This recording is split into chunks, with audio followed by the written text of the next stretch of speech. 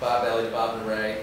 If you haven't seen go on YouTube, there's some great stuff there. I mean, really, I hadn't watched much of it until recently, but it's prep for this interview? No, I was aware of it, but it holds up so well. I mean, actually, their stuff does really hold up, which is more than I can say for my stuff, but it's definitely, their stuff is timeless. You know, I always heard that about them, and I was like, well, okay, I don't know what that means, but as time has gone on. Yeah. It's almost like Tim and Eric. Today, you can say that Bob and Ray sort of predate a lot of that stuff. It's the same sort of absurdist, or really smart. Yeah, I guess so. I mean, I think they were doing. I think when a lot of people think of Bob and Ray, they think of two middle-aged guys in suits and sitting on a talk show set, doing an interview kind of thing.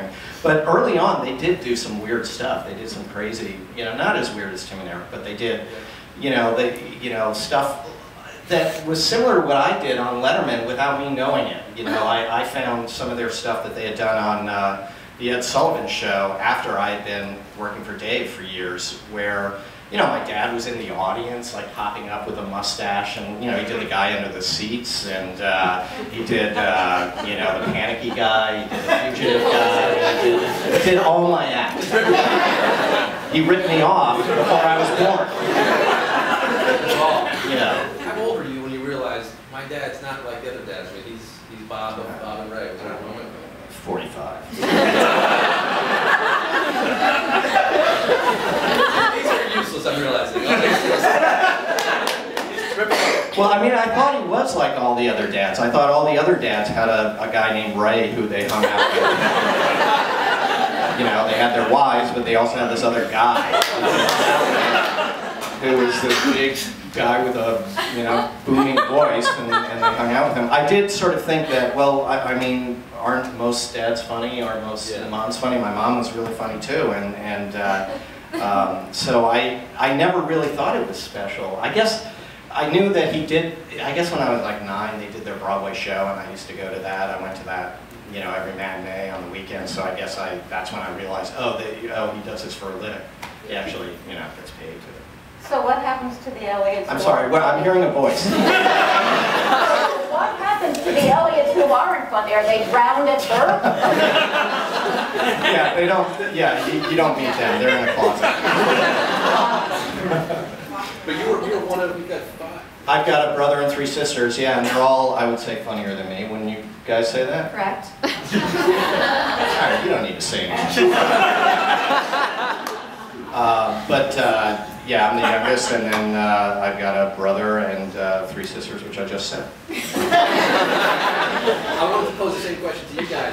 Growing up with Chris, when was the first time that you realized, my dad's Chris Elliott? I think it was probably. I used to come to their school, and it was fun. With all the other parents, right?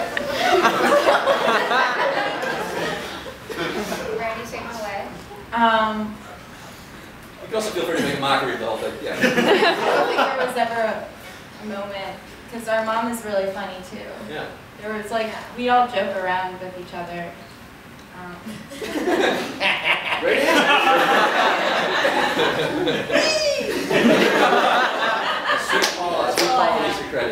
There was never a moment. Well, the other night when I was singing Pippin, you weren't there. Right. But I know that about your life. At our